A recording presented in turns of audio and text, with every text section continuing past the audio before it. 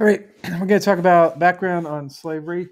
This is going to give us some information about slavery. We've already spoken about it, but if we're going to understand why the North and South went to war in the Civil War, this is the number one reason, and we just need to see kind of the details behind slavery.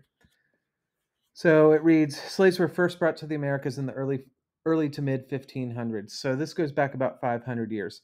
Notice it says Americas here, not the United States. Obviously, in the early to mid 1500s, there's no United States. There's not even any 13 colonies. So what this is saying is the first slaves were brought to either North or South America in the early to mid 1500s. A lot of different places in North and South America have a history of African slavery. So, as far as the United States, and there was no United States, we were still the British 13 colonies, but 1619 at Jamestown. I think Jamestown was established 1615 around then. So, very, very early on in America's history, we see slaves arrive. Estimates are that 10 to 15 million slaves were brought to North America from Africa. Again, these are just estimates. Notice, again, it's not the United States. So this could be the United States. It could be places in the Caribbean, like Cuba, Bahamas, Jamaica, Haiti. I have no idea out of those 10 to 15 million, how many ended up in the United States. My guess is it's definitely in the millions, but is it 5 million? Is it 6 million? I don't know, but it's a lot. Initially, slaves were brought to both the North and the South, but slavery dies out in the North by 1800. Why? Three words. In the North, they couldn't grow cotton. I tried to emphasize that in the last unit, that the connection between slavery and cotton is absolutely huge. In places where you could grow cotton, we saw a lot of slavery. You can't do it up in the North due to climate and weather and things like that. So, therefore, it just naturally kind of fades out on its own. But in the South, by 1860, which is a year before the Civil War begins, 4 million slaves, all in the South. Most slaves are living in rural areas on farms, but about 3% did live in cities. And city slaves typically worked in mills, workshops, small factories. And what their owners would do is they would hire them out to these businesses and they would go and work for these businesses, but the owners got to keep any wages that the slaves earned. And we mentioned this last unit also, not all African Americans in the South were slaves. About 6% or so were free. True or false? Most Southerners owned a slave. This is one of the myths of slavery. That is absolutely false. And this chart proves that. This is showing you the percentage of slave owners in the United States around 1850.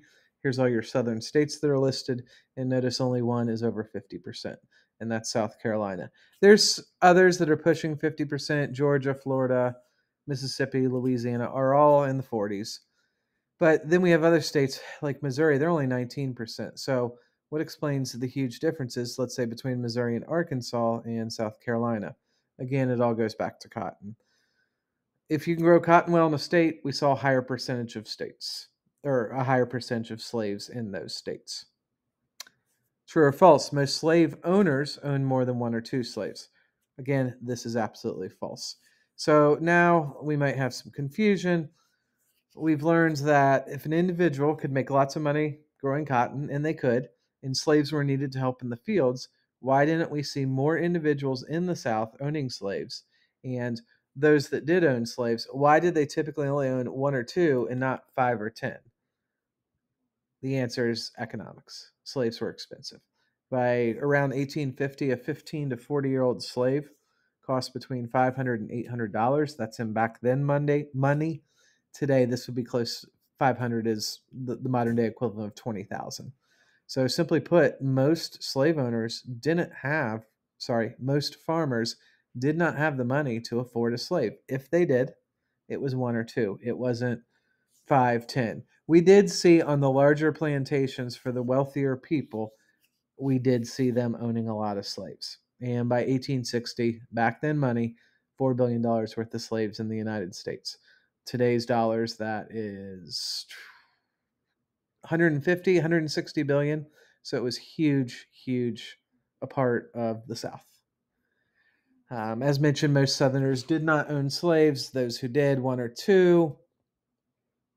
I'm going to breeze through this really quick. Why then did the majority of slaves support slavery, even though most would never be able to afford one? And even um, people that weren't farmers.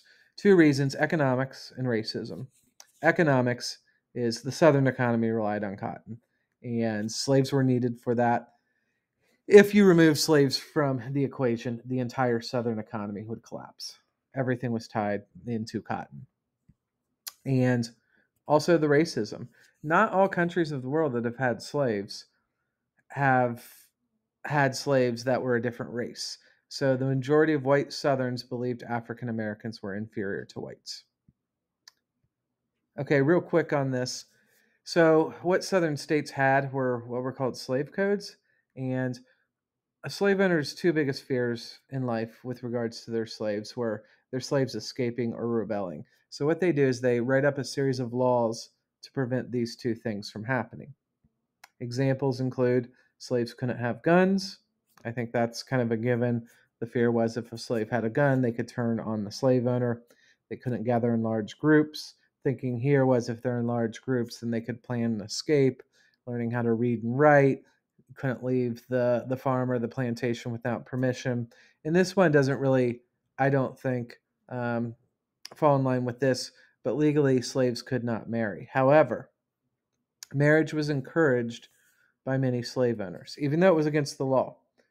So, the reason it was often encouraged, especially on larger plantations, the thinking was if a slave is happier because they get to be with someone, get to be married to someone of their choosing, a happier slave is a good or hardworking slave, and maybe they would be less likely to run away if they had a spouse. Final thing, was punishment or mistreatment common? It wasn't probably as common as you might think. With that being said, I'm not sitting here saying that some slaves weren't horribly abused. There are hundreds, if not thousands, of cases, documented cases of slaves being abused physically, resulting in a lot of deaths. But it's probably not safe to say that almost all slaves were physically abused by their owner. And the reason, the thinking here is if you are a slave owner, it's not in your economic interest to be overly abusive. And a couple of things that support this. Number one, most slaves that were abused, they often whipped them. So if a slave owner is whipping their slave constantly, one of two things could possibly happen. First of all, that slave is not going to be happy. And I think the chances of them trying to escape or rebel go up pretty dramatically. Number two, if you punish them in such a way, if you injure them, if you hurt them, they're not going to be as good of workers due to their injuries, or they're just not happy with the slave owner. Obviously, if we think of slaves were bought to work in the fields, if you injure or hurt your slave to a point where they can't work as effectively, then you're going against your own economic interests. Again, make sure you hear this. I'm not sitting here saying slaves weren't physically abused or physically punished. It did happen, but it would be also false to say that almost all of the slaves were physically abused.